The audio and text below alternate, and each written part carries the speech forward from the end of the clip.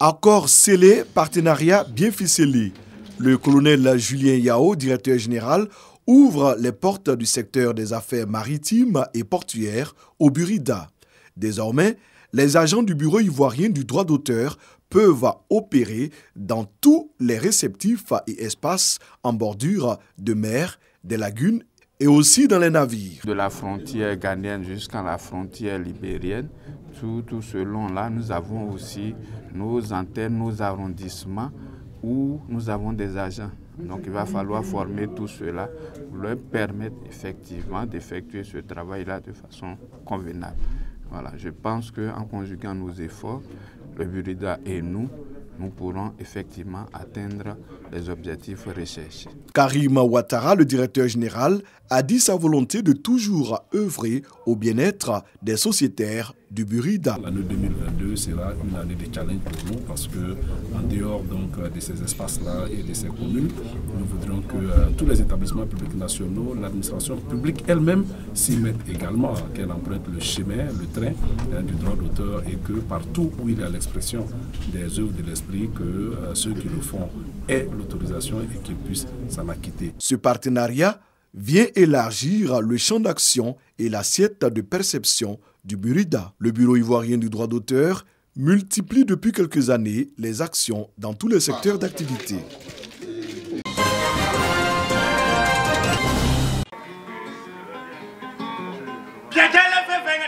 « 17e édition du Festival international des arts et de la culture de Daoukro FICAD, comme de coutume à Daoukro, capitale de l'Ifou, du 9 au 17 avril prochain cette année.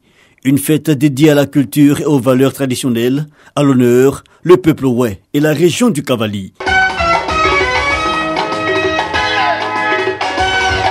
Une édition 2022 dans un contexte de lutte contre la Covid. Et pour le commissaire général, l'accent sera mis en premier lieu sur le respect des mesures barrières avec l'installation entre autres de pôles vaccination.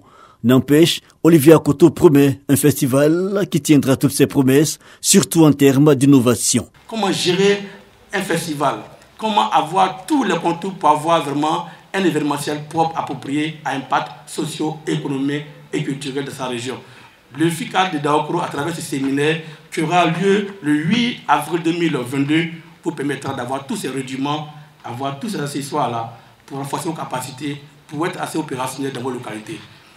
Et comme innovation majeure encore, nous présentons des impétrants à travers un concept de masterclass, l'initiation à la formation des bases en vue de détecter des futurs talents. Thème choisi, l'industrie culturelle et des arts, facteurs de développement local. L'idée est d'être en adéquation avec la vision de la tutelle du ministère de la Culture soutenu par celui du tourisme partenaire institutionnel. Le thème retenu pour l'édition 2022 est en congruence avec les missions que les organisateurs du FICAD se sont assignées. Créer un environnement dans lequel les contenus créatifs sont protégés et les artistes et professionnels de la culture sont encouragés à créer, produire et diffuser leurs œuvres. Foire commerciale, journée scientifique et médicale, chants et danse, célébration de l'esthétique et prestations artistiques, tout un programme et contexte de pas qui nous oblige, une activité récréative dans un village des alentours au cours de laquelle une cantine scolaire sera remise par le commissariat général et ses partenaires aux populations.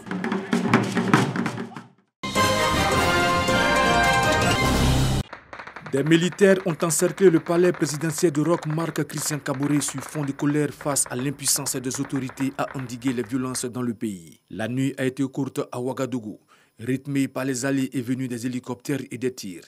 Certains à l'arme lourde entendus dans plusieurs endroits de la capitale burkinabé et dans quelques villes de province, dans la nuit de samedi à dimanche.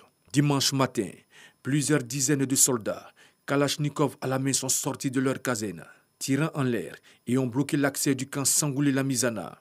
Dans un communiqué publié dans la matinée, le gouvernement qui a confirmé ces tirs a toutefois démenti une prise de pouvoir par l'armée et assuré que les institutions n'étaient pas menacées pour le moment.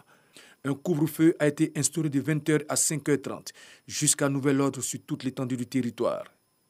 Tous les établissements scolaires du pays sont également fermés jusqu'au mardi 25 janvier pour préserver la sécurité des élèves et des enseignants.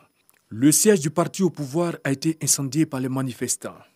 À ce stade, les revendications des militaires mutins n'ont pas été communiquées officiellement.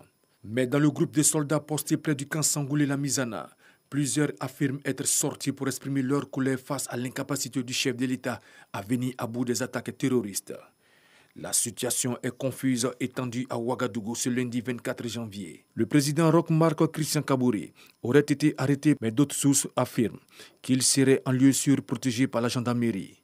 Des tractations seraient menées entre les mutins et les autorités. Après le blocage de l'accès à Facebook, la connexion Internet mobile a été suspendue dans la journée, sans aucune précision des autorités. Une déclaration des mutins est attendue à la télévision nationale qui serait entre leurs mains.